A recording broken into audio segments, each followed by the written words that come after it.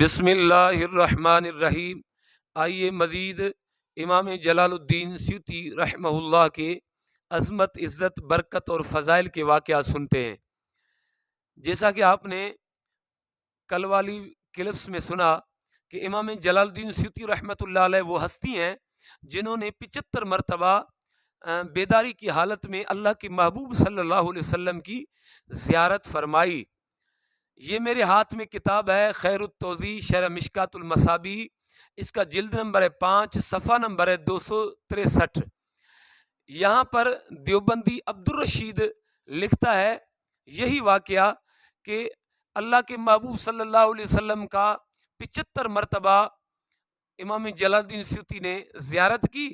امام جلال الدین سیوطی فرماتے ہیں کہ انہی میں سے ایک مرتبہ میں نے جب حضور صلی اللہ علیہ وسلم کو بیداری کی حالت میں دیکھا تو میں نے حضور صلی اللہ علیہ وسلم سے عرض کیا، هل انا من اہل الجنہ یا رسول اللہ صلی اللہ علیہ وسلم۔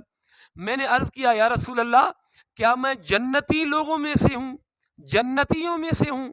تو قربان جاؤں میرے کریم آقا صلی اللہ علیہ وسلم کی ذات پاک پر، جب جلال الدین سیوطی نے یہ سوال کیا کہ یا رسول اللہ میں جنتی لوگوں میں سے ہوں، تو آپ صلی اللہ علیہ وسلم نے فرمایا کہ ہاں جلال الدین تو جنتی لوگوں میں سے ہے، تو جنتی ہے۔ آگے پھر امام جلال الدین سیوطی نے عرض کیا کہ میں نے کہا بغیر عذاب کے؟ آپ نے فرمایا لک ذالک، یہ برکت تیرے لیے ہے، یعنی تو بغیر عذاب کے جنت میں جائے گا۔ اب اس واقعے کے اندر غور فرمائیں کہ امام جلال الدین سیوطی رحمہ اللہ 9ویں ہجری کے بزرگ ہیں۔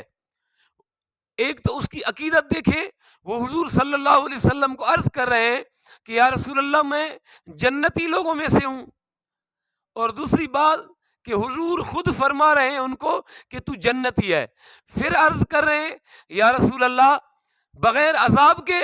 تو حضور صلی اللہ علیہ وسلم نے فرمایا یہ تیرے لیے ہے، یعنی واقعی تو بغیر عذاب کے جنت میں جائے گا۔ تو اس واقعے سے بھی امام جلال الدین سیوطی رحمۃ اللہ علیہ کی بے انتہا عظمت معلوم ہوتی ہے، آپ کی شان معلوم ہوتی ہے، آپ کے مقام اور مرتبے کی بلندی معلوم ہوتی ہے۔ اللہ کریم جل شانہ سے دعا ہے کہ رب ذوالجلال آپ کو، ہم کو، سب کو امام جلال الدین سیوطی رحمۃ اللہ علیہ جیسی ہستیوں کا سچا غلام، آپ سے محبت کرنے والوں میں شامل فرمائے۔